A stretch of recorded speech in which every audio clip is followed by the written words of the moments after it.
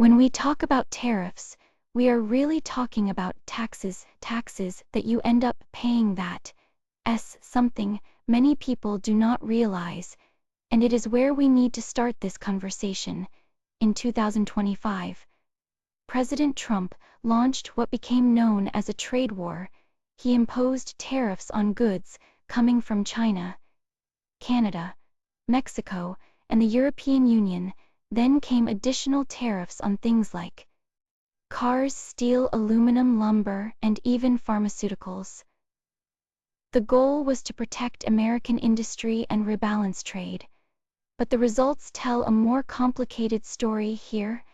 What the numbers show: the average effective tariff rate in the United States hit 7.7% in 2025. That might not sound like much, but it was the highest level seen since 1947. For the average American household, this translated to roughly $1,000 in additional costs that year alone. Then something unexpected happened. The Supreme Court stepped in with a landmark ruling in a 6-3 decision. The court determined that the president did not have the legal authority to impose tariffs under the Emergency Powers Law. He had cited suddenly a major portion of these tariffs was struck down. The administration responded with a new approach. A 15% tariff was announced under a different legal provision, one scheduled to affect over $1 trillion worth of imports. But even with legal challenges and policy shifts, the fundamental question remains: what do these tariffs actually accomplish? Research suggests the answer is concerning. While tariffs do raise revenue, they also shrink the economy. Studies show they reduce GDP and wages by more than twice as much as equivalent corporate tax increases would, and despite the promises, they have not meaningfully changed the overall trade balance. So let us dig deeper into what this all means for you, for businesses, and for the broader American economy. Let us start with the most fundamental question: what exactly is a tariff? Simply put, a tariff is a tax on imported goods when products come into the United States from another country. The government can charge a fee at the border. That fee is the tariff. Now here is where things get interesting. Who actually pays this tax? While politicians often say foreign countries pay tariffs, the reality is quite different. Us, businesses that import these goods, pay the tariffs upfront. Then those businesses typically pass those costs along to American consumers in the form of higher prices. Think of it this way: if a store has to pay more to stock their shelves, they are going to charge you more at the register. That is basic economics. President Trump's tariff strategy relied on several different legal authorities. He used something called IEEPA, which stands for the International Emergency Economic Powers Act, to impose tariffs on major trading partners like China, Canada, Mexico, and the European Union. He also used Section 232 for specific industries like steel, aluminum, and automobiles, claiming national security concerns. But here is where the legal landscape shifted dramatically.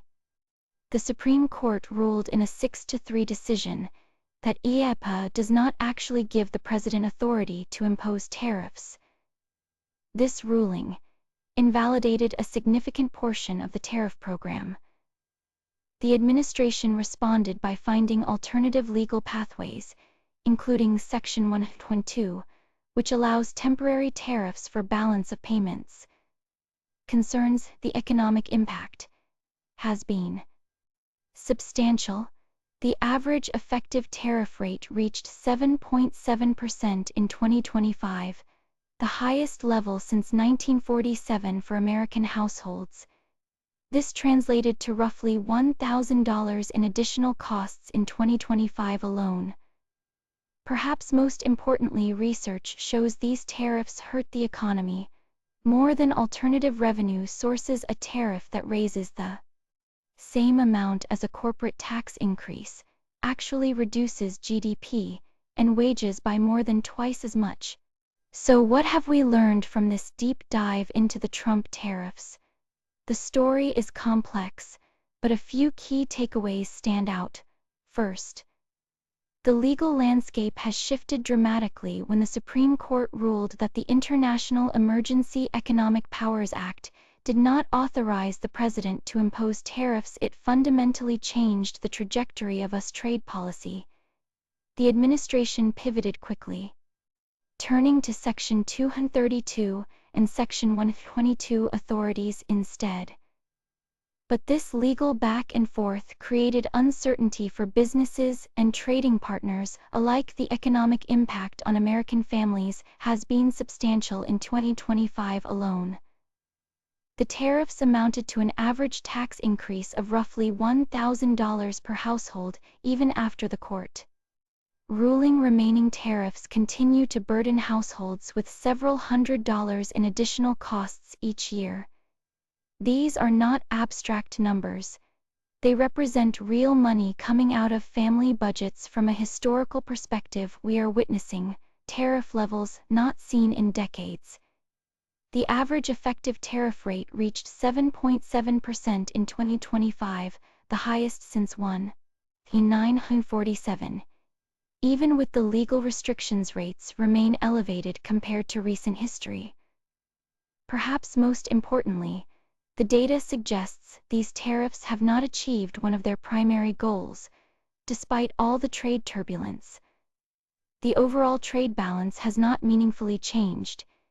Meanwhile, estimates show the tariffs reducing U.S. GDP by about 0.2% and generating roughly $500 billion in revenue over the next decade, after accounting for economic effects. The bottom line is, these tariffs remain a contentious tool in economic policy. They generate revenue and can protect specific industries, but they also raise prices for consumers and businesses, create uncertainty, and may not deliver on their core promises. As we look ahead, the debate over trade policy will undoubtedly continue, but the evidence from this period offers valuable lessons for policymakers and citizens alike.